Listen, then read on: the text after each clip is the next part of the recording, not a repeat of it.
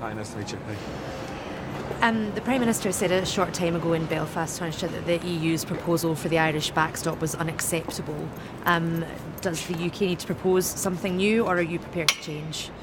Well, I mean, I think the first thing to say is that this isn't news, really. It's nothing new. I mean, we know that when the EU published their interpretation of the backstop that was agreed last December, the British Prime Minister rejected it, and that was very clear at the time. And so she's simply repeating that.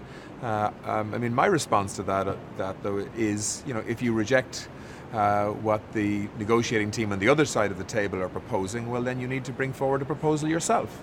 And we did get a proposal from the British government on the 7th of June, which dealt but only partially with the backstop in the context of customs arrangements. And what's needed now really is a much more comprehensive proposal coming from the British side in terms of how they see the backstop that they have already committed to repeatedly and that they have committed to including in the withdrawal treaty actually reads, because it has to be legally operable. So it has to function. We have to get it done over the next 7 weeks or so, because that's the timeline that we're running on. We know that the British Prime Minister has made very clear in Northern Ireland today that she does not want to see any border infrastructure in place. She doesn't believe that technology can solve this issue, and she wants a solution that's consistent with the agreement in December. So we need to see a wording that is legally operable. So that we can get some confidence into the system of negotiation, that the Irish backstop will be there and will be able to function to reassure people that there's a fallback position, or there's an insurance mechanism, if you like, to ensure that under any circumstances really there won't be border infrastructure re-emerging on the island of Ireland. And that's what the summer should be used for, in my view. To really get down to business and to negotiate a backstop wording that can work for both sides. And on the white paper, the Prime Minister also said this morning that it was now for the EU to respond and evolve its position. Is there any way that the special arrangements envisioned in that white paper can be acceptable to you?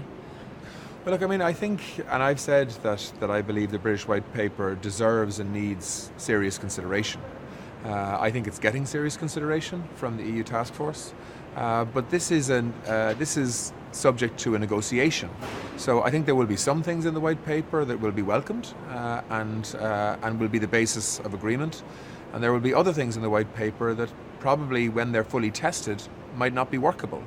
And I think the work now is for the two negotiating teams to look at that white paper and the series of proposals in it in some detail, and to try and find areas of agreement, and where there isn't agreement, try to find ways forward. I mean, don't forget, the EU's interests here are clear.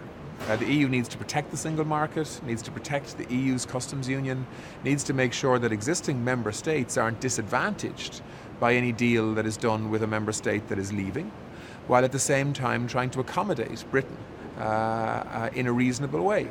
And that is what Ireland wants. We want the closest possible relationship between Britain and the EU in the future, just like we want the closest possible relationship between Ireland and the United Kingdom in the future.